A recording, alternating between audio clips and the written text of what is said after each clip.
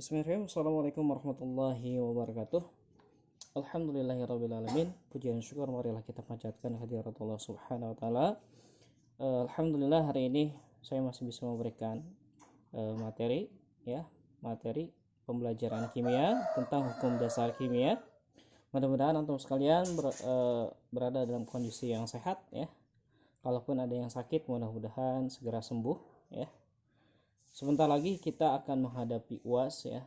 Tinggal menghitung hari saja atau minggu, karena dari waktu ke waktu pasti tidak terasa begitu ya. Jadi kita harus pacu dari sekarang ya untuk selalu belajar dengan semangat. Baik, bismillah. Hari ini kita akan mempelajari lanjutan pembelajaran materi kemarin, yaitu tentang hukum dasar kimia. Jadi seperti yang saya jelaskan di pertemuan sebelumnya, bahwa hukum dasar kimia itu kurang lebih ada 4 yang akan dibahas ya. Oke. Hukum dasar kimia. Nah, hukum dasar kimia yang akan kita bahas kurang lebih ada 4 seperti itu ya. Jadi ada 4 hukum dasar kimia yang akan dibahas. Apa saja hukum dasar kimia tersebut? Ya. Jadi hukum dasar kimia itu yang pertama itu ada hukum Lavoisier ya, Lavoisier. Nah, hukum yang kedua adalah hukum Proust. Hukum Proust. Kemudian yang ketiga adalah hukum Dalton, dan yang terakhir adalah hukum Avogadro. Avogadro gitu ya. Nah, jadi ada 4 hukum dasar yang kita bahas. Itu hukum Lavoisier. Hukum Lavoisier atau hukum Lavoisier ini tentang hukum kekekalan massa. Kekekalan massa ya. Nah, ini hukum yang kita pelajari di pertemuan sebelumnya. Itu tentang hukum dasar kimia part 1-nya atau bagian 1 ya. Oke, ini tentang hukum kekekalan massa. Penemunya adalah Anthony Lavoisier atau Anthony Lavoisier. Kemudian ini hukum Proust ya, ini Proust kurang T. Nah, ini hukum Proust ini namanya hukum perbandingan tetap. Hukum Proust ini hukum perbandingan tetap. Oke, jadi suatu senyawa tersusun dari unsur dengan perbandingan tertentu dan tetap. Misalkan H2O, perbandingan antara hidrogen dan juga oksigen dalam H2O adalah 1:8. Nah, ini akan selalu tetap. Air dari manapun dan kapanpun akan selalu tetap. Nah, seperti itu ya. Itu yang kita pelajari kemarin. Nah, hari ini yang akan kita pelajari adalah tentang hukum Dalton dan juga hukum Avogadro. Seperti itu. Oke. Baik, langsung kita mulai ke hukum Dalton ya. Jadi Dalton ini adalah salah satu ilmuwan yang cukup dikenal ya di kimia, karena merupakan orang yang pertama kali menjelaskan tentang struktur atom ya, Pak Dalton ini. Oke, dan menurut Pak Dalton, atom itu sebenarnya tidak dapat diciptakan dan tidak dapat dimusnahkan, hanya penyusunan ulang-ulang gitu ya. Jadi seperti itu. Nah, hukum Dalton bunyinya seperti ini ya. Apabila 2 atom atau lebih ya, 2 atom atau lebih membentuk apabila 2 atom, ini enggak pakai lebih, membentuk 2 senyawa atau lebih ya, 2 senyawa atau lebih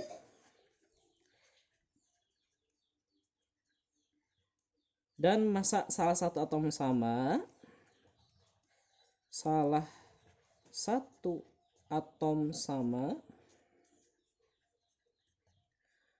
maka perbandingan atom yang lain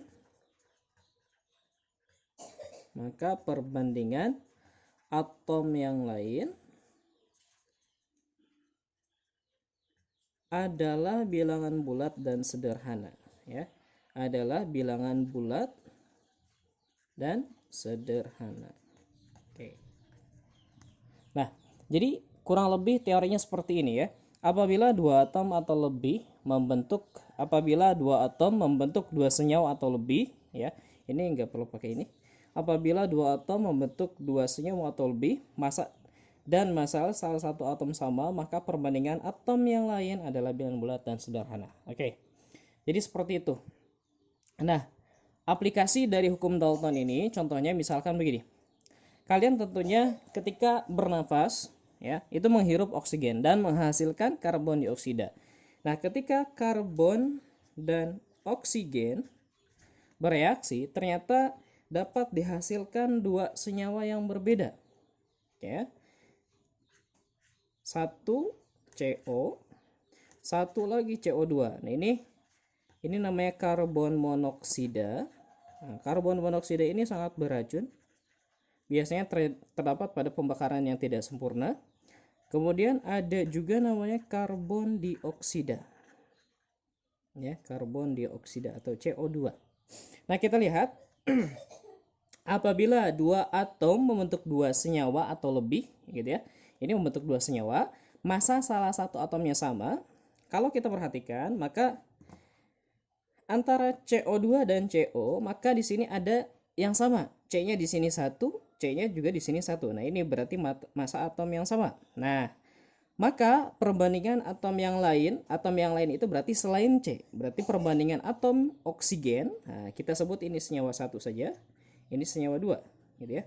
Maka perbandingan atom oksigen pada senyawa 1 dengan senyawa 2 merupakan bilangan bulat dan sederhana. Ya, di sini bilangannya 1, oksigennya 1, sedangkan di sini oksigennya adalah 2. Nah, seperti itu. Ya.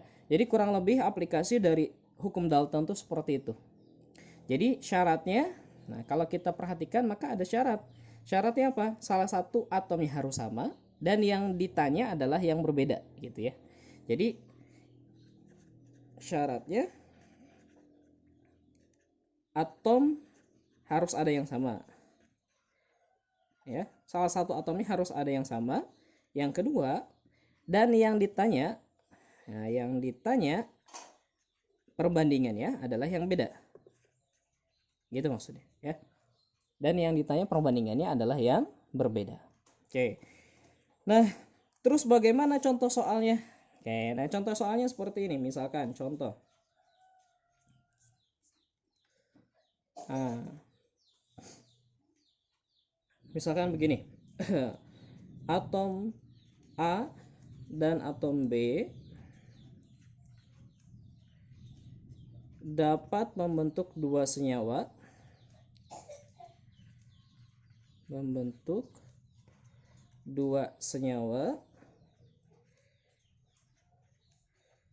sesuai dengan tabel berikut, gitu ya. Dengan tabel berikut. Nah, misalkan tabelnya seperti ini. Oke, ya.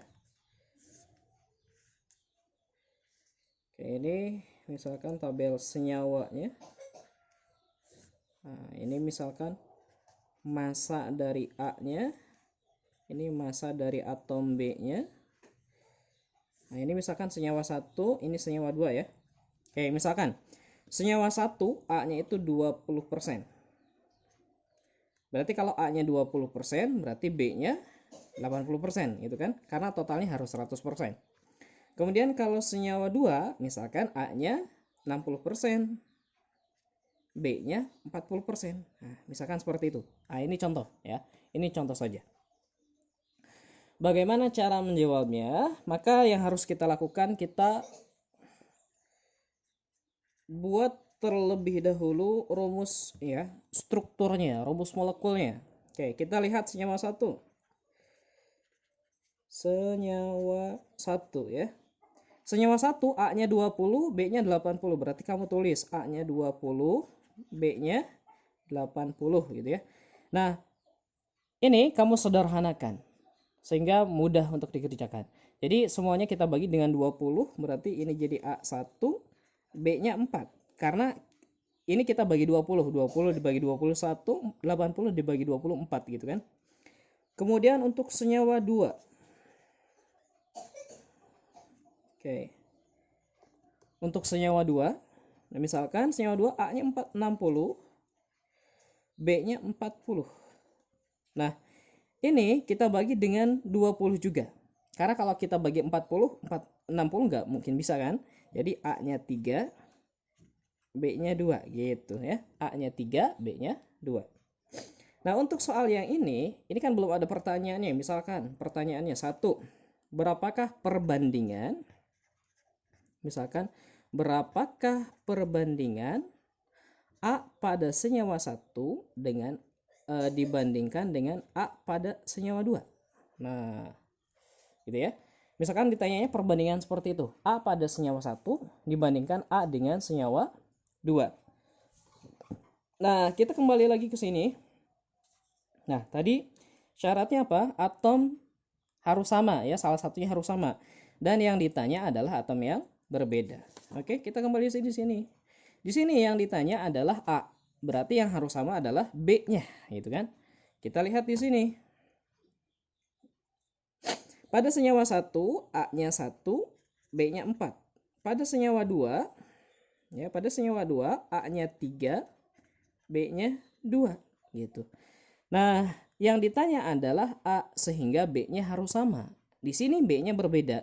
Di sini B-nya 4, di sini B-nya 2. Maka kita cari yang lebih kecil. Nah, yang lebih kecil ini kan B-nya 2. Kita kalikan sehingga B-nya sama menjadi 4. Berarti kita harus dikalikan 2. Oke, yang ini tidak perlu dikalikan karena di sini lebih besar. Jadi A-nya tetap 1, B-nya 4. Sedangkan di sini karena dikali 2, A-nya menjadi 6, B-nya menjadi 4. Nah, B-nya sudah sama, berarti perbandingan A banding 1, A pada senyawa 1 dengan A pada senyawa 2 adalah 1 banding 6. Nah, seperti itu ya. Jadi syaratnya salah satunya harus sama dan yang ditanya adalah yang berbeda. Terus bagaimana Ustaz kalau misalkan yang ditanyanya adalah yang B? Maka kalau yang ditanyanya B, misalkan perbandingan B pada senyawa 1 dibandingkan dengan B pada senyawa 2. Nah, di sini B-nya 4, di sini B-nya 2. A-nya itu berbeda. Maka A-nya harus kita samakan. A-nya di sini 1, A-nya di sini 3. Maka yang satu ini kita kalikan 3 agar sama gitu ya. Jadi A pakai yang merah. Sehingga A-nya berubah menjadi 3. Nah, B-nya 4. 4 kali 3 jadi 12. B-nya 12 ya. Nah, sedangkan senyawa 2 ini tidak perlu kita ubah. Oke, sehingga perbandingan B pada senyawa 1 dengan B pada senyawa 2 adalah ini 14, 12 ya. 12 banding 2. Nah, seperti itu ya. Nah, ini yang kita namakan sebagai hukum Dalton ya. Bunyinya seperti itu. Oke. Baik. Saya lanjutkan ke hukum selanjutnya. Hukum yang selanjutnya ini kita namakan, berarti yang keempat, ini namanya hukum Avogadro.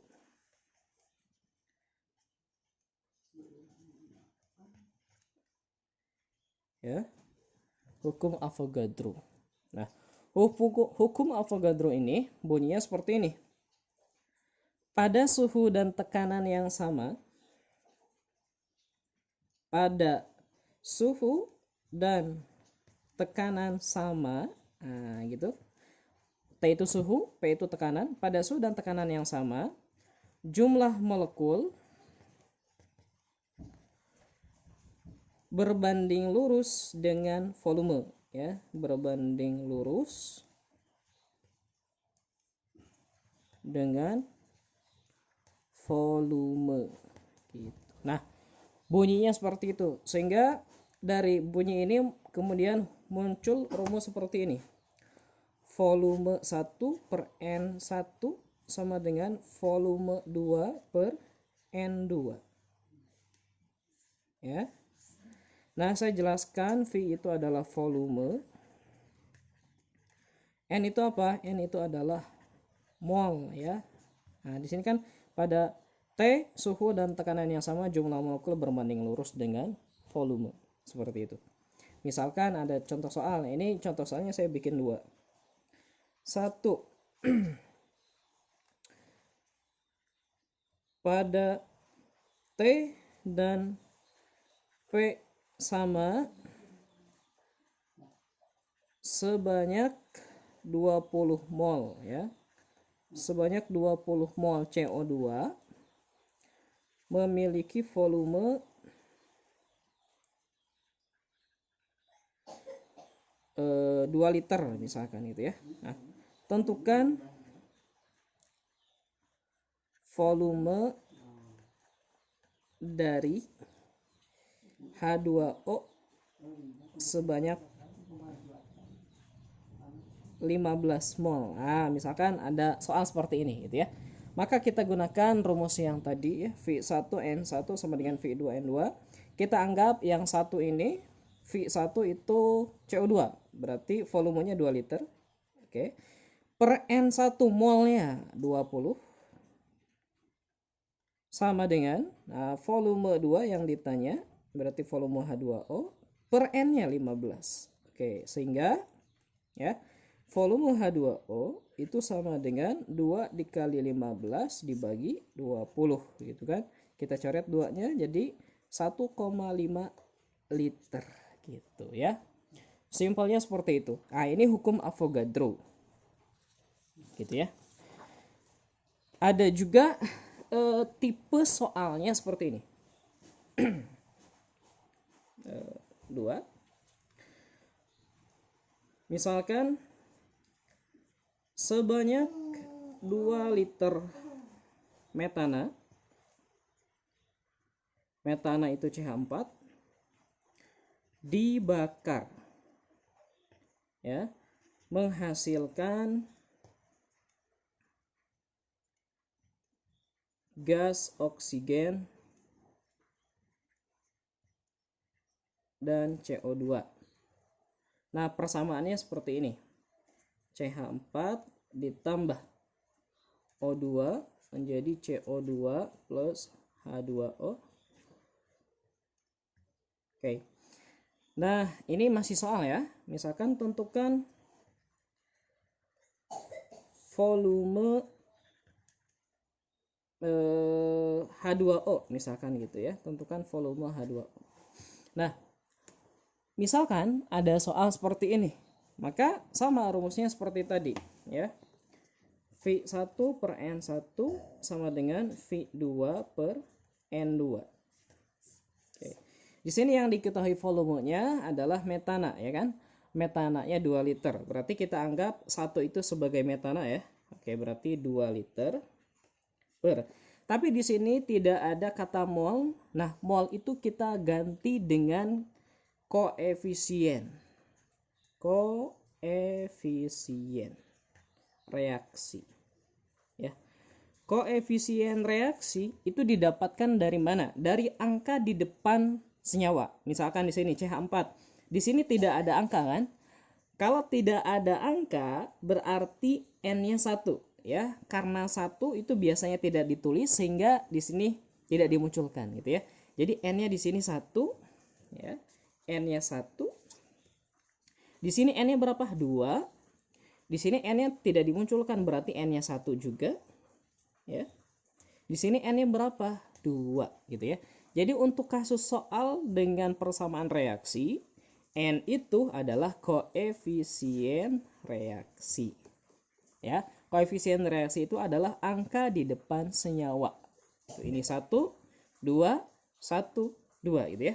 Nah, metana itu kan V1, N1-nya berarti 1 sama dengan V2 itu yang ditanya H2O.